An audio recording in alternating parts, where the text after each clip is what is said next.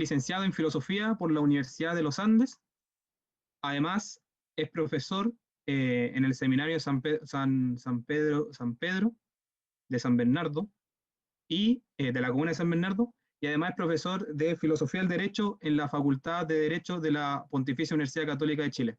Así que, profesor Leonardo, le damos las gracias por estar con nosotros, por aceptar esta invitación, y le cedo la palabra. Lo que yo voy a hacer es una cosa muy sencilla, porque no soy ni un experto en el asunto. Voy a presentar los hechos primero y luego una pequeña reflexión, ¿sí? Y después preguntas que quieran hacer. Miren, lo que yo tengo como documento para esto es un escrito de la Sagrada Congregación para la Doctrina de la Fe. Se llama El Mensaje de Fátima. Es un documento, ya, si ustedes van a Google y buscan Mensaje de Fátima, le van a aparecer muchas páginas, pero hay que poner vatican.va para que aparezca el link para meterse a la página de la Santa Sede, y ahí está el documento. Y entonces, siempre para todas las cosas que tienen que ver con la vida cristiana, lo mejor es ir directamente al magisterio de la Iglesia, porque ahí no hay posibilidad de error, ¿no? ¿Se fijan? Porque se van a encontrar con cantidad de personas o instituciones que escriben e interpretan el tercer secreto de Fátima de distinta manera. Entonces lo que hay que ir es al magisterio de la Iglesia. ¿Ya? Entonces, hoy día quiso Emiliano que tengamos esta como pequeña charla, porque hoy día mismo estamos celebrando la aparición de la Virgen María en Fátima, en Portugal, a los tres pastorcitos, ¿sí? Entonces, como cosa inicial, primero los hechos, ¿no? Ya, entonces miren, la Virgen María, o sea, las revelaciones de la Virgen María a los pastorcitos de Fátima están como divididas en tres partes, ¿sí? Entonces, en la primera parte, de la revelación, ¿sí? O sea, aquí en este documento ponen las dos partes, las dos primeras partes que la hermana mayor de los pastorcitos, Sor Lucía, ¿sí? Una monja que murió no hace mucho, ¿sí? Lucía es la mayor de las tres hermanas. En el año 1941, cuando le dio permiso el obispo de Leiria, que es la diócesis de Portugal, en la que se produjeron las revelaciones, cuando el obispo le dio permiso, y la misma Virgen María le dijo a Sor Lucía, ¿no? Que pusiera por escrito, entonces recién lo escribió. Bien, las revelaciones fueron en 1917, pero puso por escrito, como les digo, en el año 1941, estas dos primeras partes de la revelación. Entonces, leámosla, ¿sí? Yo supongo que ustedes no tienen ahí el texto, ¿no?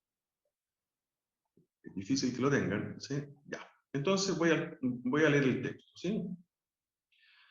Miren lo que dice.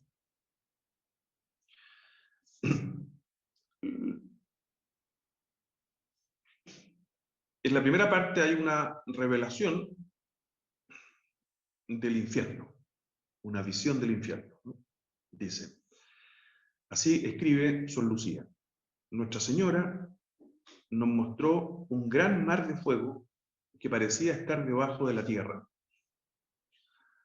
Sumergidos en ese fuego, los demonios y las almas como si fuesen brasas transparentes y negras o bronceadas, con forma humana que fluctuaban en el incendio, llevadas por las llamas que de ellas mismas salían, juntamente con nubes de humo que caían hacia todos los lados, parecidas al caer de las pavesas en los grandes incendios, sin equilibrio ni peso, entre gritos de dolor y gemidos de desesperación que horrorizaba y hacía estremecer de pavor.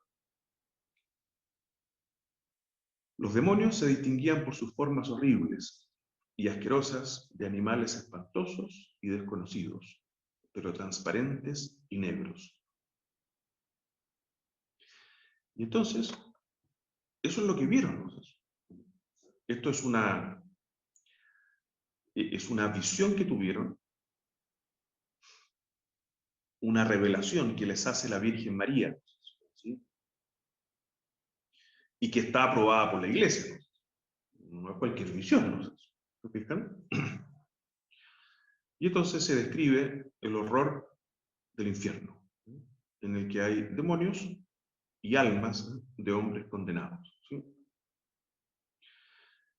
Dice Sor Lucía, esta visión fue durante un momento, y gracias a nuestra buena Madre del Cielo, que antes nos había prevenido, con la promesa de llevarnos al cielo.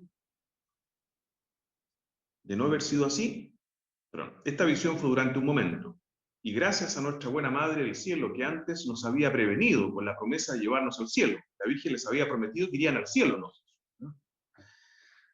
Entonces, en virtud de esa promesa, ¿no? Entonces, no se horrorizaron tanto, ¿no?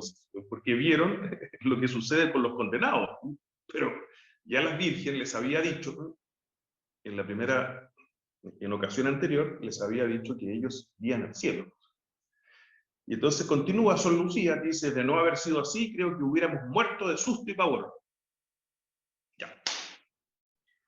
Y entonces, viene la segunda parte.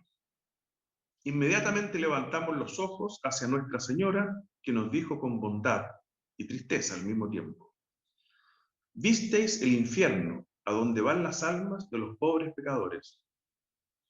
Para salvarlas, Dios quiere establecer en el mundo la devoción a mi inmaculado corazón. Si se hace lo que les voy a decir, se salvarán muchas almas y tendrán paz. La guerra pronto terminará. En 1918, un año después, terminó la Primera Guerra Mundial. Pero si no dejan de ofender a Dios, en el pontificado de Pío XI comenzará otra peor. El Papa Pío XI fue un papa entre guerras, entre la primera y la segunda.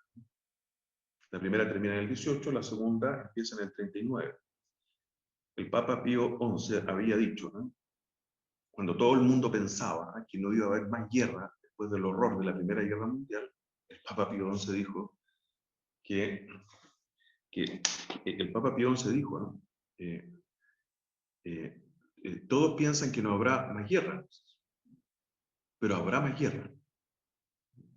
Si los hombres no se convierten, habrá más guerra. Y de hecho, sucedió. Bueno, continúo. Pero si no dejan de ofender a Dios, en el pontificado de Pío XI comenzará otra peor. Eso fue dicho en 1917 y se cumplió en 1939. Cuando veáis una noche iluminada por una luz desconocida, sabed que es la gran señal que Dios os da de que va a castigar al mundo por sus crímenes, por medio de la guerra, del hambre y de las persecuciones a la Iglesia y al Santo Padre, al Papa. Para impedirla, vendré a pedir la consagración de Rusia a mi Inmaculado Corazón y la comunión reparadora de los primeros sábados. Si se atienden mis deseos, Rusia se convertirá y habrá paz. Si no, esparcirá sus errores por el mundo, promoviendo guerras y persecuciones a la Iglesia. Los buenos serán martirizados y el Santo Padre tendrá mucho que sufrir. Varias naciones serán aniquiladas.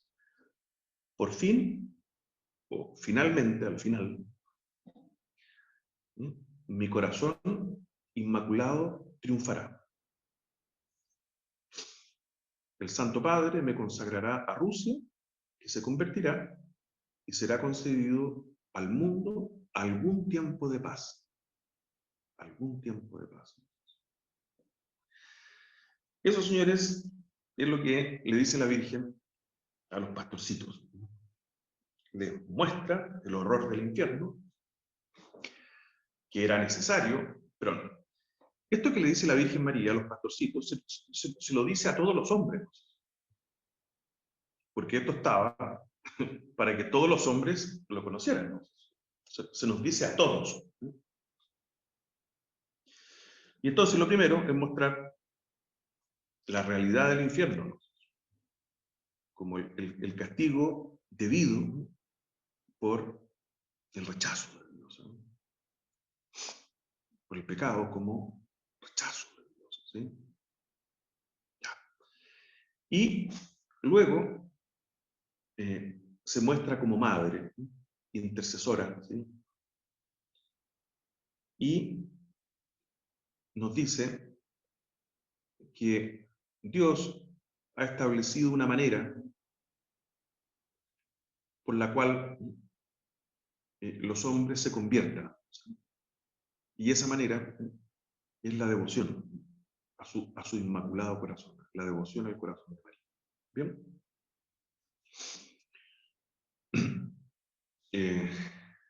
Al final voy a decir algo sobre eso. Y pide la Virgen en concreto que el Santo Padre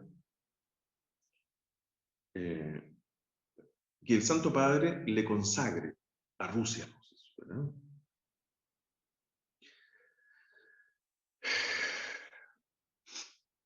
Para evitar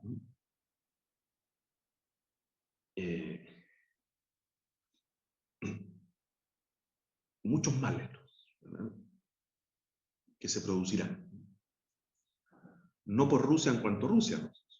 Sino por Rusia en cuanto comunista, ¿no? Marxista. ¿Sí? En el año 1917 se constituye el gobierno marxista en Rusia. ¿Sí o no, Emiliano? Es el 17, ¿no? Sí, pues, en 1917 Rusia comienza a ser un estado marxista, que el marxismo tiene como principal característica un odio a Dios, una lucha contra Dios. No es solo ateísmo, sino que es antiteísmo. Es una lucha contra Dios porque, según esta ideología, Dios es un mal para el hombre. ¿Sí? Hay que terminar con la idea de Dios, con la religión, con el cristianismo particularmente, porque esa es la religión verdadera. ¿Sí? Porque parece ser, según esta ideología, de que la fe cristiana, la religión cristiana, la iglesia cristiana, es un mal para el hombre. En la misma línea de Nietzsche, este filósofo más contemporáneo, alemán, Friedrich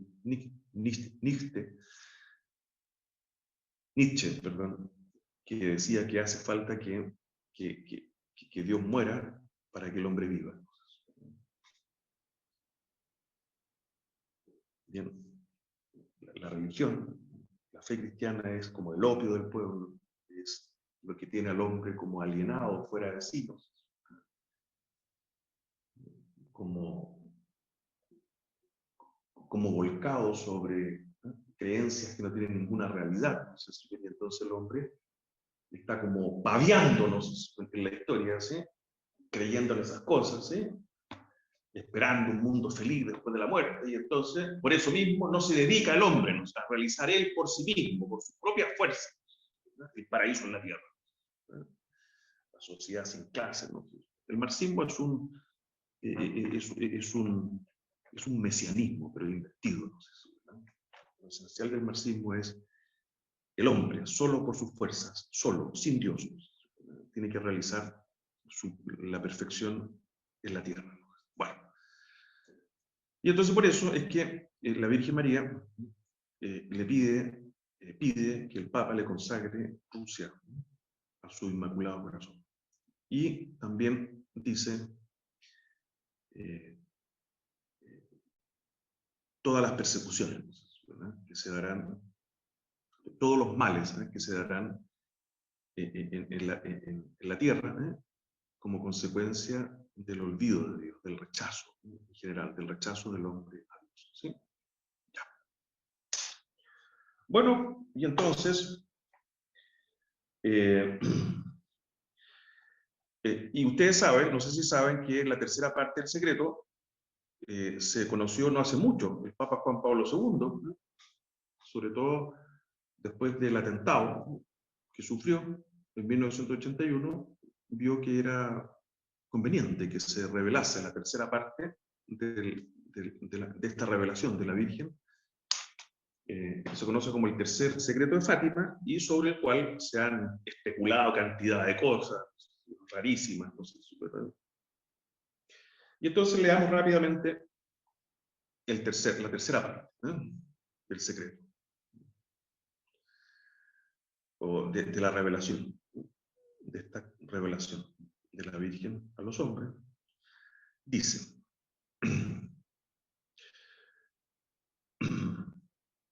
y esta tercera parte también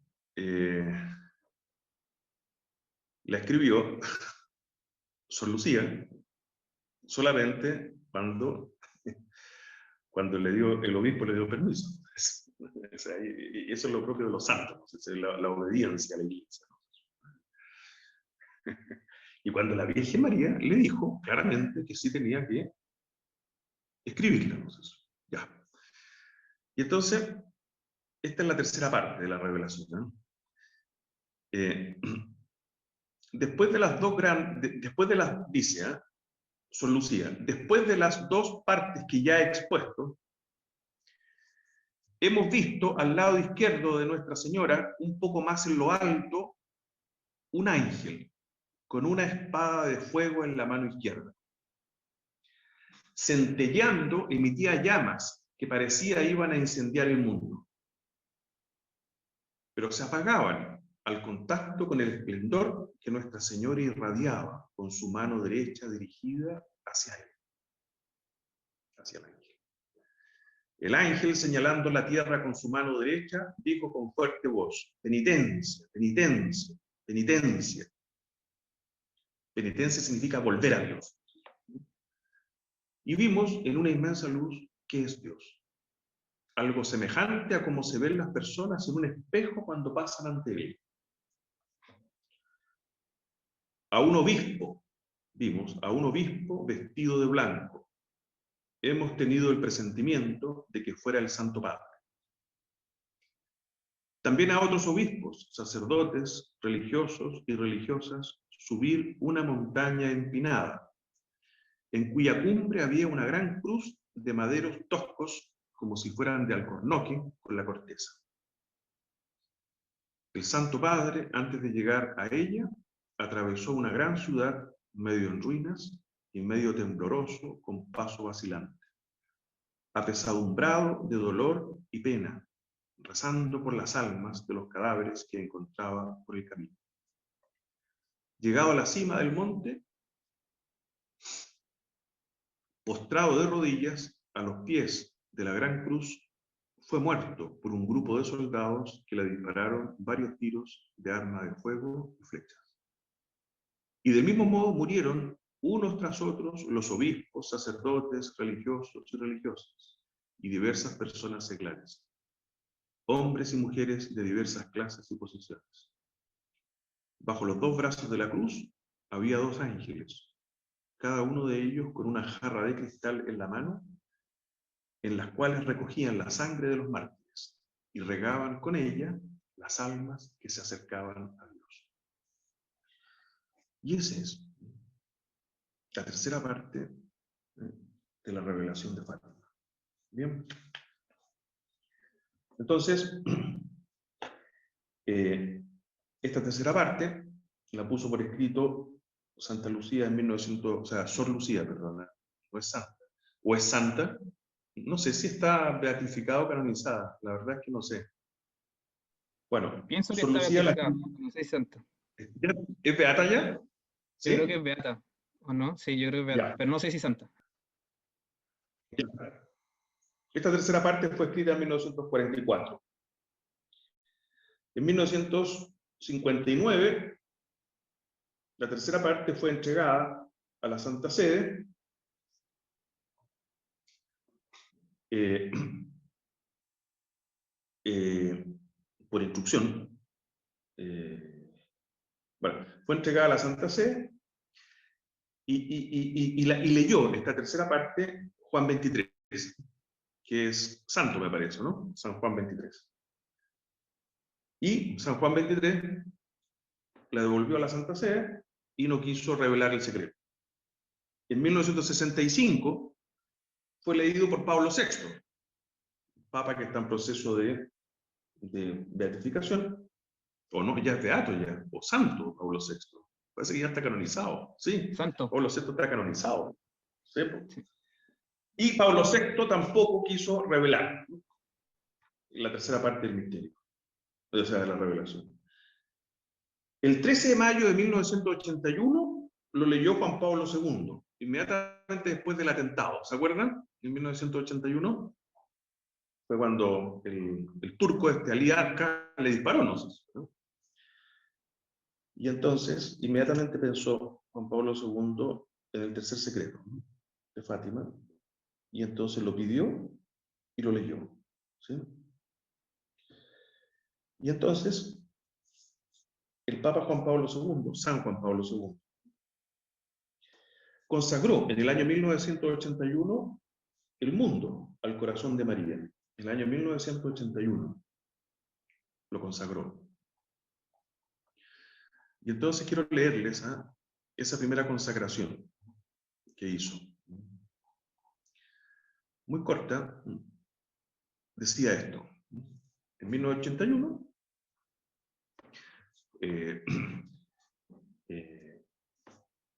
consagró el mundo al corazón inmaculado de María según lo que estaba en la segunda parte, ¿se fijan?, de la revelación, que ya se conocía, ¿no? Pero no se había hecho la consagración, ¿no?, al mundo. Y entonces, estas son las palabras de San Juan Pablo II, dice: Madre de los hombres y de los pueblos, tú conoces todos sus sufrimientos y sus esperanzas. Tú sientes maternalmente todas las luchas entre el bien y el mal.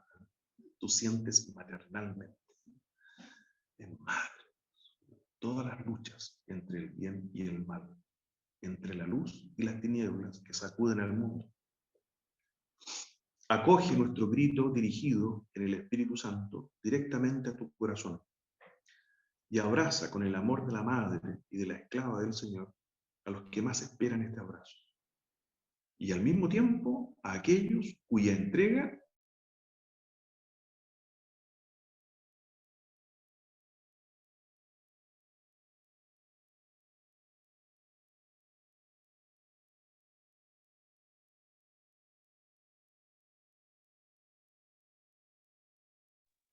Profesor, se mutió el micrófono.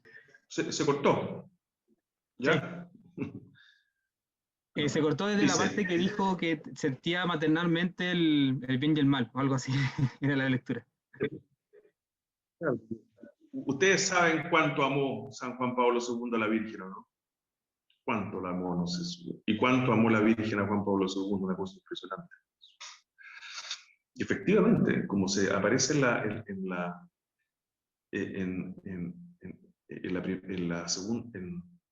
la segunda parte del secreto de Fátima, ¿sí? La Virgen María estaba triste, no sé si se les presentó a los pastores triste, bondadosa, ¿no? como madre, pero triste. Porque es madre, pues, la Virgen María es nuestra madre, y a una madre no le da lo mismo a lo que pasa con sus hijos. ¿Sí? Pero una cosa, yo he estado diciendo mal algo sistemáticamente. Había revelaciones antes. La última revelación es la que se divide en 3 partes, ¿sí? Y se conoce como el secreto de Fátima. ¿Bien? Se habían producido revelaciones antes de la Virgen María de los Pastorcitos. Pero la última es la que está dividida en 3 partes, ¿sí? Y se conoce como el secreto de Fátima, ¿verdad? Pero la tercera parte del secreto de Fátima es la que se reveló hace poco, ¿no? ¿Sí? La que se dio a conocer hace poco, ¿no? Ya. Pero lo que yo nombré como las 3 partes ahora corresponden al secreto de Fátima. ¿Verdad que está claro? ¿Sí? Ya. Y entonces dice, repito, madre de los hombres y de los pueblos, tú conoces todos sus sufrimientos y sus esperanzas. Tú sientes maternalmente todas las luchas entre el bien y el mal, entre la luz y las tinieblas que sacuden al mundo. Acoge nuestro grito dirigido en el Espíritu Santo directamente a tu corazón y abraza con el amor de la madre y de la esclava del Señor a los que más esperan este abrazo y al mismo tiempo a aquellos cuya entrega tú esperas de modo especial. Entonces se refiere a Rusia. ¿Sí? A los comunistas, ¿no? Los marxistas rusos. Toma bajo tu protección materna a toda la familia humana a la que con todo afecto a ti, madre, confiamos. Que se acerque para todos el tiempo de la paz y de la libertad, el tiempo de la verdad, de la justicia y de la esperanza. ¿Bien? Y entonces, eso ocurrió en 1981, y el Papa, el 25 de marzo de 1984, volvió de nuevo. Volvió a consagrar el mundo al corazón de Jesús y de una manera más explícita, ¿no? Se dirigió en ese acto de consagración de una manera más explícita. Se refirió a la necesidad de que Rusia se convierta, ¿no? Es más larga esta tercera.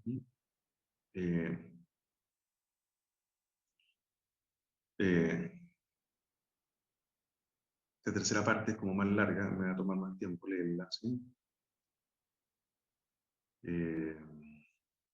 Ya. Estaba tratando de buscar la parte en la que se refiere más exactamente, le pide más directamente la conversión de Rusia. Pero fíjense que la conversión de Rusia,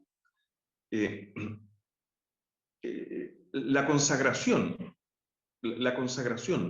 del mundo al corazón inmaculado de María, la devoción de los hombres al corazón inmaculado de María, claro que estaba dirigida como particularmente a la conversión de Rusia, pero no se reduce a eso nomás. Se trata de que los hombres en general se conviertan, porque todos los males que hay en el mundo no vienen todos de Rusia, pues señor, entiéndelo, ¿no? Sí, claro, es decir, este es un problema que tienen algunos personajes, ¿no? Que creen que el marxismo es la causa de todos los males en el mundo, ¿no? Están más perdidos que el teniente Bello, ¿no? Por supuesto que el marxismo ha hecho mucho daño, ¿no? Continúa haciendo mucho daño, pero hay sociedades donde no hay marxismo y los problemas están igual, pues, ¿o no? ¿Sí? Entonces lo que se trata es de la conversión de los hombres, ¿no? En general. Bueno, y entonces me salto esa parte, ¿no? En el año 1989, Sor Lucía confirma que la consagración fue hecha según la voluntad de la Virgen María. Y entonces le escribe al Papa en 1989 y le dice que con esta segunda consagración se cumplió, ¿no?, lo que la Virgen María había pedido. ¿De acuerdo? ¿Sí? Y resulta que justo ese año, ya saben ustedes, en 1989 se produce la caída del régimen comunista, no sé si, ¿sí? No solo en Rusia, sino que en muchos países del este que pertenecían a la órbita soviética, ¿sí? Bien. Y entonces, el 12 de mayo de 1982, el 12 de mayo de 1982, ya estoy terminando con esto, Sor Lucía le escribió a Juan Pablo II y le dijo esto. Miren,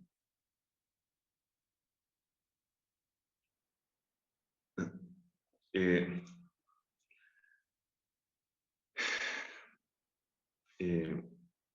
dice, una carta de Sor Lucía a Juan Pablo II, el 12 de mayo de 1982. Es decir, antes de que se produjese la caída del régimen comunista, no sé si, en Rusia. Le había dicho Sor Lucía al Papa. La tercera parte del secreto se refiere a las palabras de Nuestra Señora. Si no, Rusia diseminará sus errores por el mundo, promoviendo guerras y persecuciones a la Iglesia. Los buenos serán martirizados, el Santo Padre sufrirá mucho, varias naciones serán destruidas. La tercera parte es una revelación simbólica que se refiere a esta parte del mensaje condicionado al hecho de que aceptemos o no lo que el mismo mensaje pide. Si aceptaren mis peticiones, la Rusia se convertirá y tendrán paz. Si no, diseminará sus errores por el mundo. Desde el momento en que no hemos tenido en cuenta este llamamiento del mensaje, constatamos que se ha cumplido. Rusia ha invadido el mundo con sus errores. Y aunque no constatamos aún la consumación completa del final de esta profecía, vemos que nos encaminamos poco a poco hacia ella a grandes pasos. Si no renunciamos al camino del pecado, del odio, de la venganza, de la injusticia, violando los derechos de la persona humana, de inmoralidad y de violencia, etc.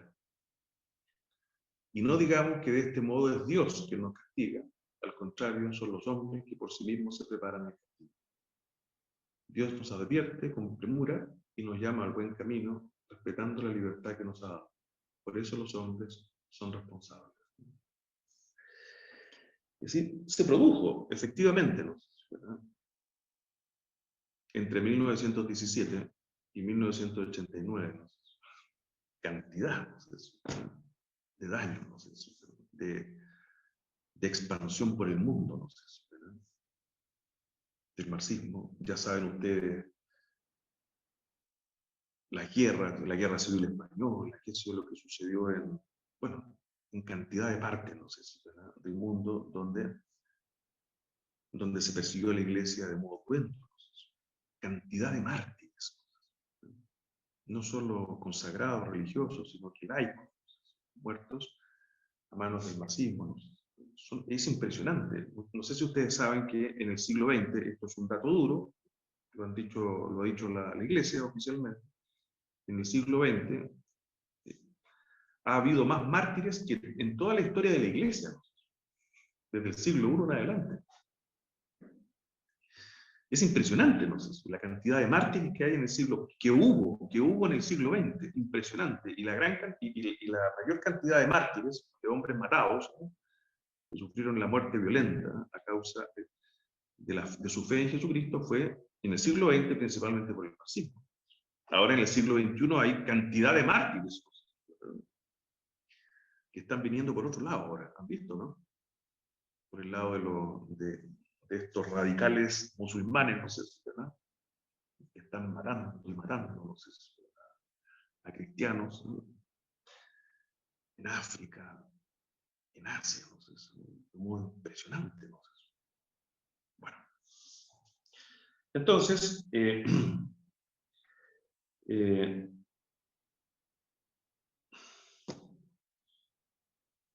no sé si saben que el Papa Juan Pablo II consideró que esta parte del tercer secreto, o sea, en la tercera parte del secreto de Fátima, en la que se dice que el hombre vestido blanco, ¿no?, cae muerto, él pensó que se refería a él, ¿sí?, y que se había cumplido en ese atentado, ¿sí? Y Sor Lucía le confirmó eso. Sor Lucía explícitamente, ¿no?, le dijo al Papa que sí, que ella consideraba que esa parte del tercer secreto, que eso de la tercera parte del secreto se había cumplido efectivamente en el atentado al Papa. Pero, por intercesión de la Virgen, no sé si, ¿verdad?, entonces no murió. Entonces, ¿se fijan? No murió. Se había predicho lo que ocurriría, pero no murió.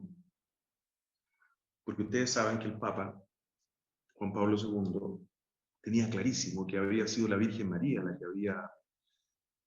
que había hecho que se cambiara la dirección, ¿no?, de la bala, porque hay unos estudios que indican que efectivamente hubo un cambio de dirección, ¿no?, ¿sí?, y pasó rozando, no sé,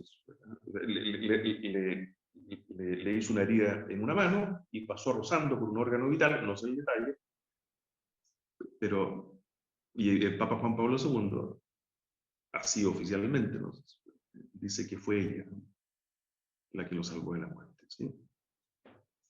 Y de hecho, él, como signo de agradecimiento a la Virgen, tomó la bala que había quedado en el jeep en el que iba y se la llevó y la mandó que la pusieran en la corona de la Virgen de Fátima, ¿no?, engarzada.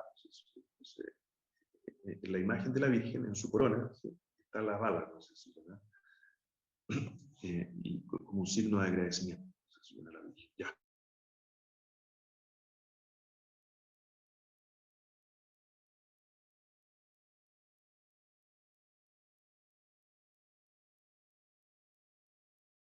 Acabando el tiempo, entonces voy a decir. Muy bien, entonces, ya, muy corto. Estaba diciendo, no sé en qué momento se cortó, que alcanzaron a escuchar, estoy diciendo o recordando una verdad de fe básica, que todo lo que acontece en la vida de cada uno de nosotros y en general en el mundo está todo comprendido en una providencia divina. Bien, no hay nada, absolutamente nada que escape a la providencia divina. Es decir, nunca estamos solos. Nunca vivimos en la historia al margen de la mirada de Dios, del amor de Dios. Nunca. Y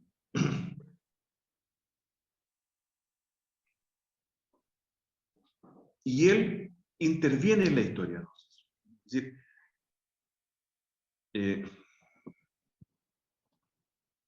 se me fue una idea importante que quería decir. Nunca dejamos de estar como siendo mirados, ¿sí?, por Dios, amados por Él, y por tanto, nunca estamos como fuera, ¿no?, de su cuidado. Es Dios el que gobierna la historia. Y incluso el mal que se produce en la historia, todo esto, dicho por la Virgen, de odio a Dios, de odio a la Iglesia, de persecuciones, ¿no?, todo eso está permitido, no querido por Dios, permitido misteriosamente para sacar de ese mal mayores bienes. ¿Sí? Miren, en relación a esto, recuerden, o les recuerdo lo que estaba dicho, lo que está dicho al final por la Virgen en la tercera parte del secreto. Los ángeles,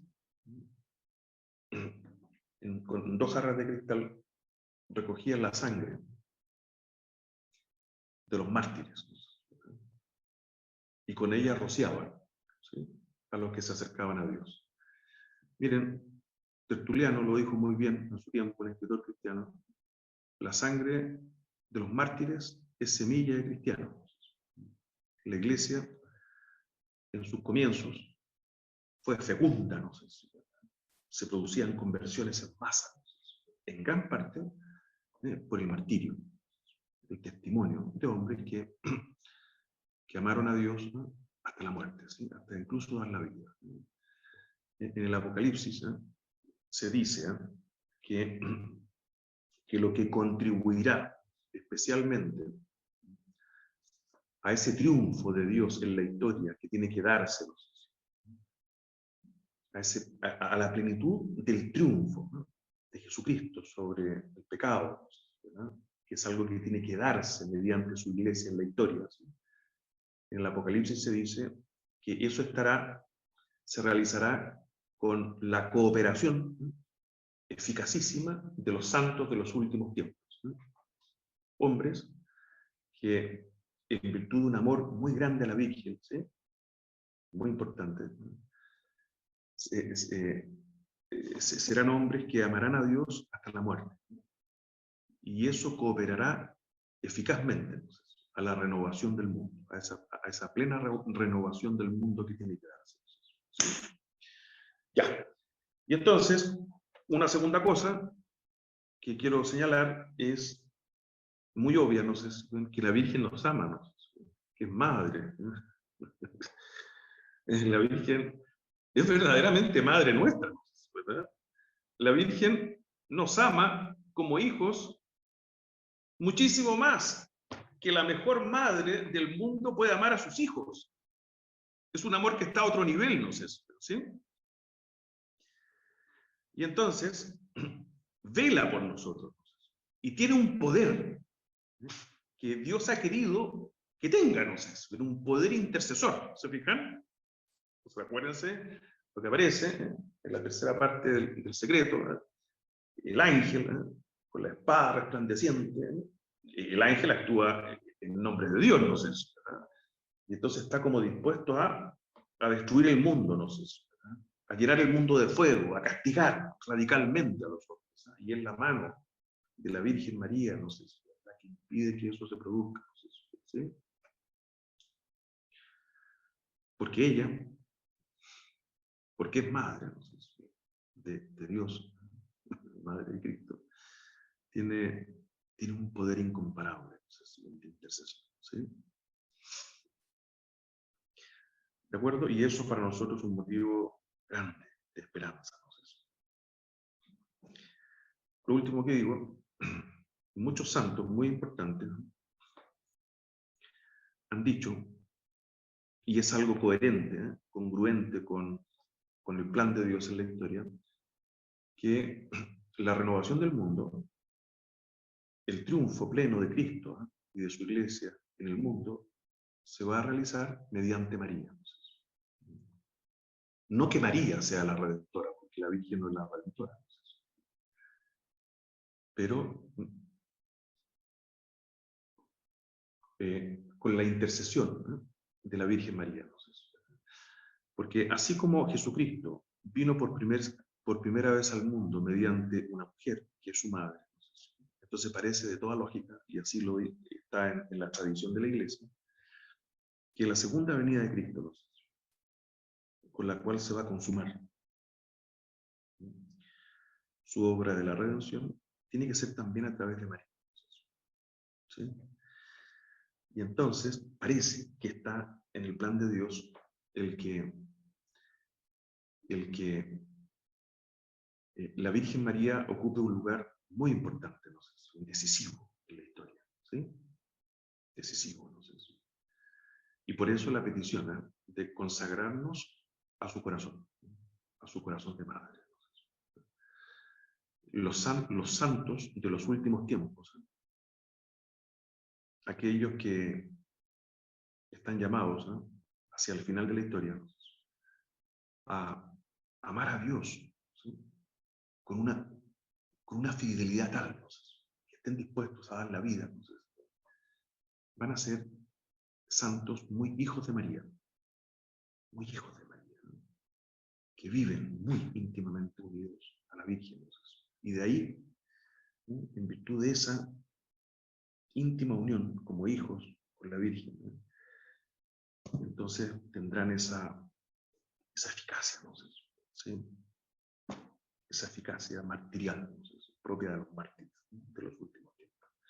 Y recuerden, señores, que el martirio, con esto termino, el martirio puede darse no solamente muriendo de modo violento, ¿no? Sino que hay un martirio cotidiano, ¿no? Una muerte cotidiana que se da en el cristiano, que le es fiel a Dios en un mundo adverso, ¿no? Y que permanece fiel a Dios a pesar de desprecios, a pesar de ser excluidos o considerado como tonto, no sé, a pesar de parecer como raros en el mundo, no sé, y muchas veces, a pesar de perder bienes de este mundo, no sé, por esa fidelidad. Ese martirio, a ese martirio estamos todos llamados, ¿sí? Y eso solamente, y eso es lo que transforma el mundo. Eso, lo que transforma el mundo son los santos, particularmente los mártires. Y para eso está la devoción a la Virgen.